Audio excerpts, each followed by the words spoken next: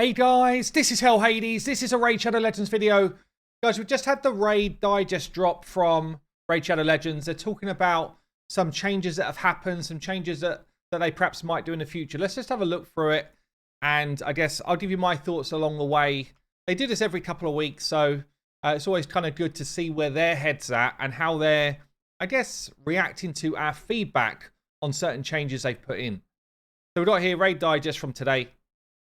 Time flew like a flurry of arrows fired from Coldheart's bow. Yes. Very good. Very good. Bringing the lore to the Raids Digest. I love it. Okay, nothing in that. So they start off by saying Taras and Marishka. People say this couple is too fierce, even by the platinum standard. So basically what people are saying here is Taras and Marishka together, or even individually, honestly, are just a massive power creep on the game. Yeah, Taras now has become the go-to damage dealer because he does damage based on the buffs in your team. You massively buff up your team at the start of a round using champions like Necrit and a whole bunch of others. And then he brings the slams.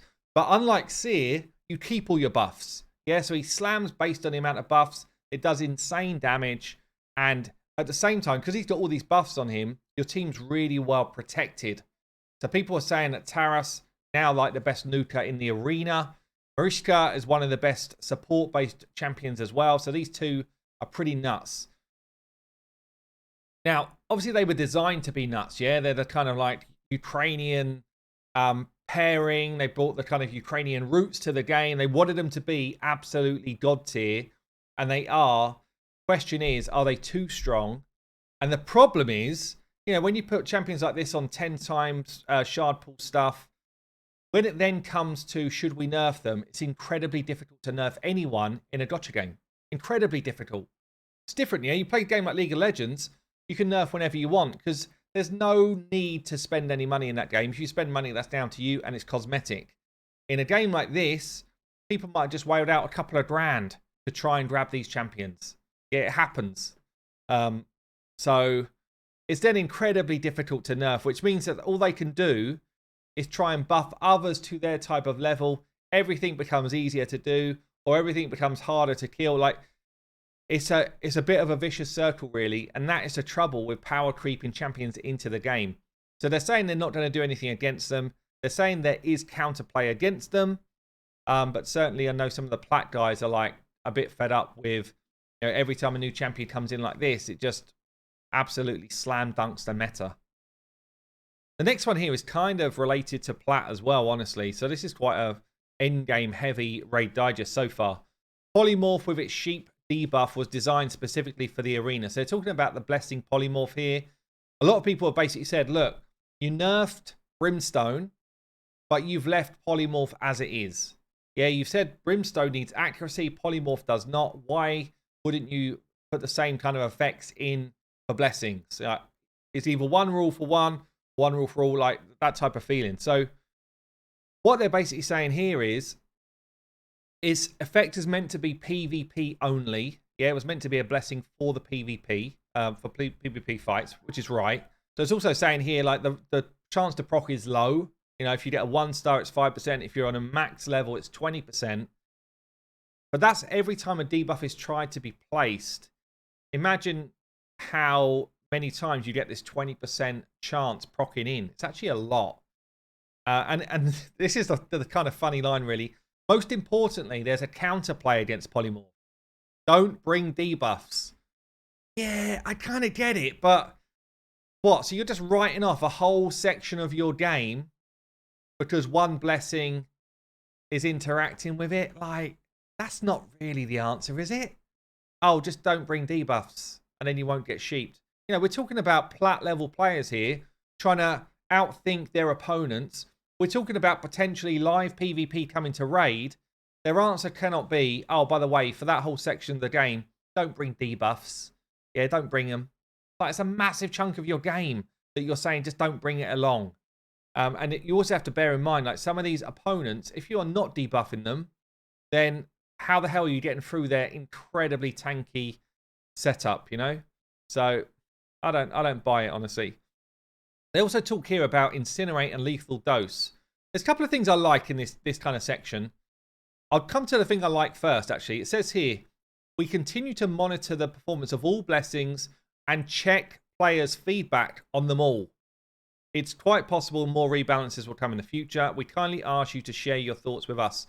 Saf, actually, on HH Gaming channel, did a really great video.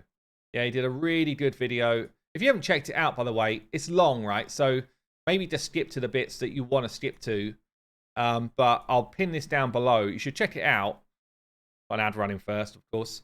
But yeah, Dev Diary, Improving Blessings. Saf did this really good video talking through how he would approach blessings in Raid.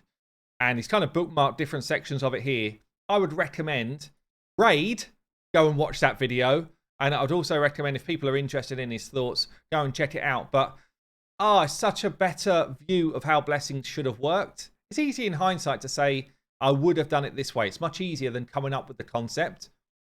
But it doesn't mean that you can't adapt, right? And actually, a lot of the thoughts here from Saf are brilliant, you know, in terms of how he would change specific blessings, why some don't work, and how he would improve them, changing the divinities to actually mean something. Like, there was a whole bunch of really cool content in this video, so you should check it out.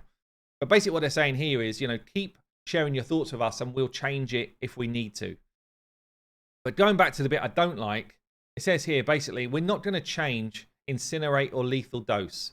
They're meant as PvP blessings, and we do not want to expand them to PvE. Okay, look, and they're all basically saying, look, Poison and Burns already are very effective in PvE. We don't want to pump that anymore and kind of overtune the balance. I'm not going to say that's wrong, okay? What I am going to say, though, is then you need to find a way, Raid, to make Burns and Poison relevant for PvP, because right now you're telling us don't bring debuffs, yeah, and then you're saying, but hold on a minute, these blessings are specifically around debuffs. Poison and Burn don't do anywhere near enough damage or have a you know, relative enough effect to be good in PvP. Not in the current meta, nowhere near. In fact, nowhere near. You know, you almost need Bommel type burns in PvP for it to be anywhere near relevant. Yeah, with every time a burn procs, it's got a chance to stun one of the enemies or something. It's you, like, that would be a better blessing than what we've got right now. Just giving us a bit more damage for burn and poison, it's absolutely useless. So I hope they do listen to it. I hope they look at the stats. There can't be many people picking them. Anyone who's picking them is out of their mind right now. So I just can't see that anyone would be picking these with any sort of knowledge of what they're trying to do with it. In fact, I bet the majority of people that have picked these two blessings have picked them without reading it properly, thinking that it affects PvE. I would put money on that. So we'll see, I guess. Last thing here, they talk about Clan v Clan tournaments. You'll be surprised, but next week there'll be no Clan v Clan tournaments. We've got no Clan v Clan coming up next week. In fact, the next one is not going to be until the 14th of March. So basically having a 3-week break from Clan v Clan. I wonder why that is. Sometimes that's because something else is dropping. I feel like, so maybe we got something big, maybe we got a patch coming next week and it's kind of juicy. Who knows? But at the moment, I don't know any more than that. They're just not doing it for a few weeks. Or maybe they're just like, you know what, let's give people a break and see if when the next one comes around, people are more engaged with it. But on the 14th, there will be a Clan v Clan with personal rewards. So there you go, guys. I am going to be streaming in about 3 hours or so. Come and join me and Lady H for viewer shard pulls, also gem giveaways as well. I've been Hell Hades. I'll see you later.